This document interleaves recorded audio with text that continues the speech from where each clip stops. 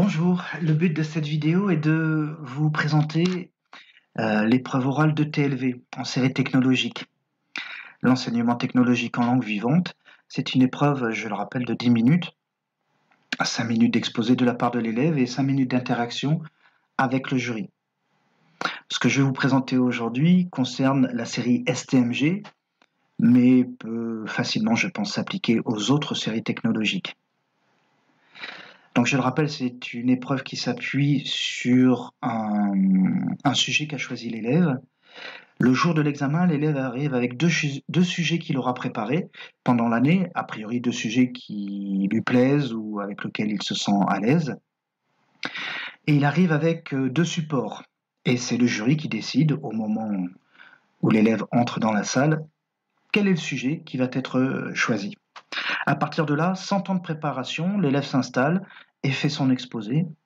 À l'aide de son exposé, il a un support. Et donc, je vais vous présenter à quoi peut ressembler ce support et ce que j'ai fait avec mes élèves. Je vais vous donner des exemples concrets. Retenez bien que cette vidéo est là pour illustrer ce que je fais moi concrètement. Elle a strictement rien d'officiel. Voilà, c'est à titre d'exemple, mais il est possible que ce que je dise ou présente soit tout à fait perfectible. Appuyons-nous d'abord sur les textes et voyons ce que dit ce document provenant d'EduSchool. Le candidat s'appuie sur un support qu'il a réalisé lui-même. Il est souhaitable que ce support ne comporte pas plus de 3 pages ou 3 diapositives qui lui servent de trame pendant sa présentation. Alors première chose, moi j'ai indiqué aux élèves que je préférais qu'ils préparent un document, un support papier plutôt que un diaporama. Pourquoi? Tout simplement pour éviter des bugs techniques qui peuvent ou qui pourraient déstabiliser les élèves le jour de l'épreuve, voire faire perdre du temps. Donc je pense qu'un support papier est tout aussi efficace. Pour ma part, j'ai choisi 4 pages et non 3, tout simplement parce que j'ai rajouté une page de présentation. Là encore, on va voir des exemples concrets dans quelques instants où l'élève écrit son nom, son lycée d'origine et la problématique. Alors concrètement après, sur ces 3 pages, qu'est-ce qu'on attend de ces 3 pages? Alors ces 3 pages peuvent être une trame qui constitue un plan de la présentation qu'il va faire par rapport au sujet qu'il a choisi. On peut y trouver des éléments iconographiques, des images, des captures d'écran, peut-être aussi, moi je rajoute des graphiques, peut comporter un texte, mais il est souhaitable que ce texte ne représente pas plus d'un tiers du support.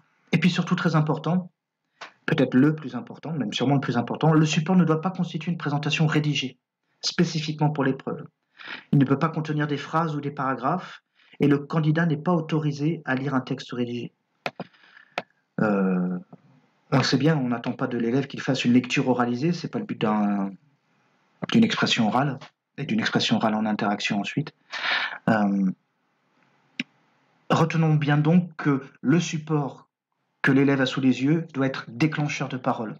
On n'attend pas du tout de l'élève qu'il soit penché sur sa feuille tout du long et qu'il lise ce qu'il a préparé en amont. C'est pas le but de l'exercice. On nous rappelle que le support que l'élève a sous les yeux n'est pas évalué, que c'est seule la présentation orale et l'entretien qui suit qui sont pris en compte dans l'évaluation. Et que la finalité de l'évaluation, c'est de voir si l'élève est en capacité de communiquer en langue étrangère sur des travaux qu'il a effectués au cours de l'année, donc qu'il a préparés, et qui font le lien avec la spécialité concernée, en l'occurrence pour moi, le management. Retenez bien que donc l'élève, je ne sais pas si je me répète, peut-être que je l'ai déjà dit, l'élève arrive avec donc 2 sujets qu'il a préparés, c'est le jury qui choisit le sujet concerné, et ensuite l'élève donne un support écrit aux membres du jury. Par conséquent, l'élève doit arriver le jour de l'examen avec 4 supports. 2 mêmes supports pour un sujet, 2 mêmes supports pour un autre sujet. Un support pour lui, un support pour le jury. Donc l'élève doit arriver, vous devez préparer vos élèves, les futurs candidats, à donc préparer 4 documents, 2 documents identiques sur un sujet, plus 2 documents identiques sur un autre sujet. Je vous propose de voir concrètement l'exemple d'un élève, Adrien. Depuis le début de l'année, nous avons travaillé sur une séquence autour du télétravail. D'abord parce que c'est quelque chose que les élèves et les enseignants ont connu, le télétravail, et que c'est un sujet qui s'applique parfaitement aussi au monde de l'entreprise. Donc, il y a plein d'articles sur Internet à trouver. Donc, j'ai trouvé que c'était un chapitre pour débuter l'année qui était vraiment simple, parce que d'actualité, avec des documents riches, en tout cas variés, sur lesquels ils peuvent s'appuyer, et parce qu'eux-mêmes ont fait l'expérience de ce télétravail. Voilà, la page de garde, elle est bien sûr, comme vous le voyez, toute simple. Il manque la problématique et il faudrait aussi inciter l'élève à rendre plus attrayante, peut-être avec des couleurs ou une typographie différente, cette page de garde.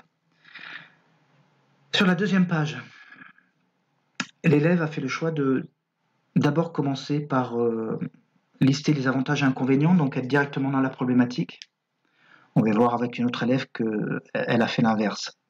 Comme vous le voyez, le côté gauche sur les avantages est plutôt bon, il y a très peu de phrases, en tout cas plutôt quelques mots, et le côté droit mériterait peut-être, même sûrement, de limiter les sujets verbes compléments et de se concentrer uniquement sur le complément. Donc il y a des choses à corriger sur la partie gauche, la partie des avantages. Le but donc ici, pour l'élève, est à partir des mots qu'il a mis, de faire des phrases et de rajouter des mots de liaison pour montrer qu'il est capable de décrire, d'expliquer et d'argumenter. On est bien dans du B1. Nous sommes en STMG, en management.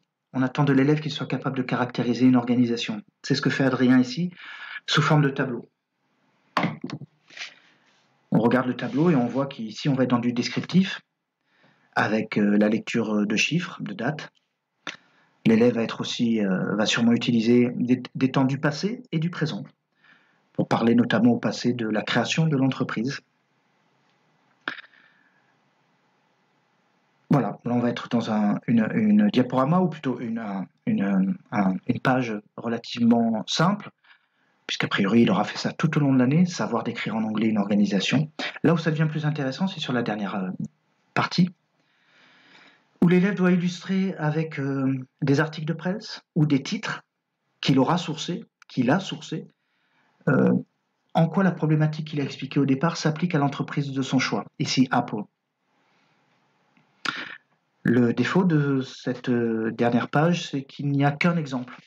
J'ai demandé des élèves d'en prendre 3. On verra avec l'exemple de Alix tout à l'heure, dans quelques instants, comment elle a réussi à faire mieux. En tout cas, voilà, l'idée, c'est qu'après avoir caractérisé, l'élève peut dire, voilà, concrètement, dans les articles que j'ai lus, qui viennent et il cite la source, comment le télétravail se met en place chez Apple et quelles sont les difficultés ou les avantages éventuels. Regardons maintenant un autre exemple avec une élève, Alix.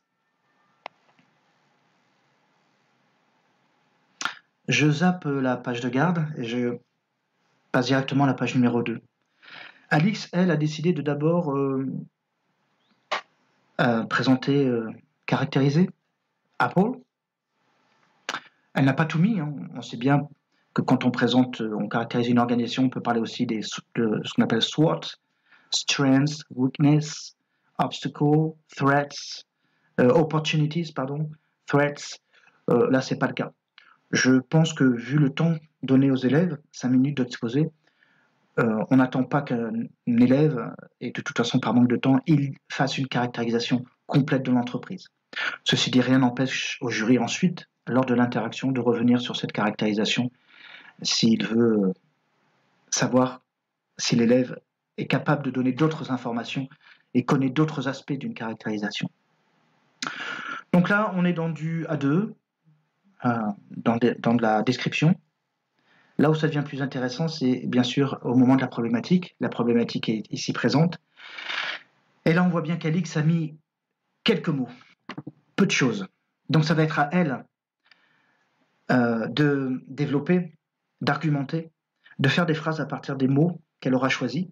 D'ailleurs, on voit bien tout en bas à gauche, quand elle parle de « their children », c'est pas très parlant. On peut deviner de quoi elle veut dire, mais on sent bien que là, il est absolument nécessaire qu'elle explique au jury qui va l'écouter qu'est-ce qu'elle veut dire. Ce « their children », il va être déclencheur de quoi? c'est bien ce qu'on attend d'eux. Je remarque une petite faute là, téléworking dans la problématique qu'il faudra corriger. En tout cas, voilà une idée de problématique avec, vous voyez, pas de phrase, alors sauf bien sûr la problématique, mais ça je pense que c'est acceptable de mettre la problématique, mais qu'en revanche en termes de développement, on a bien uniquement des mots, un nuage de mots ici. Et puis la partie qui est sûrement pour moi la plus intéressante, la mieux réussie chez Alix, c'est cette dernière partie.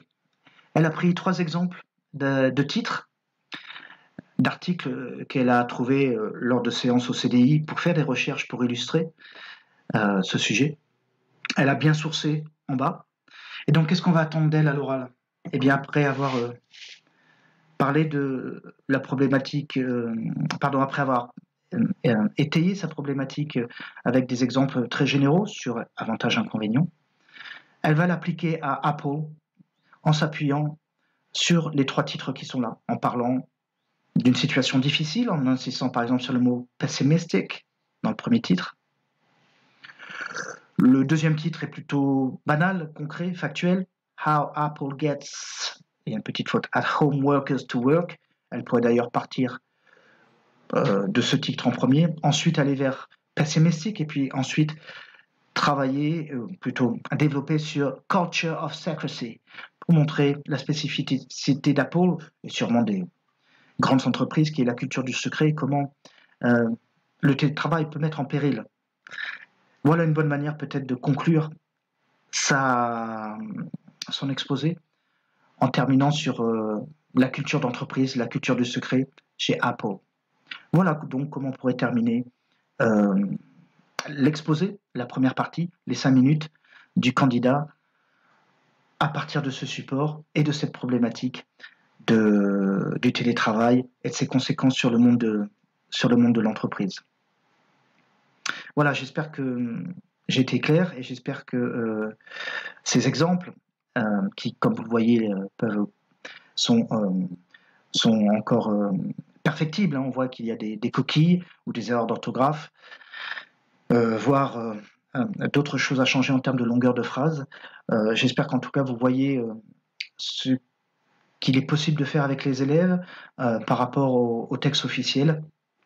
J'espère que cela vous a permis d'avoir un exemple concret de ce qui est demandé.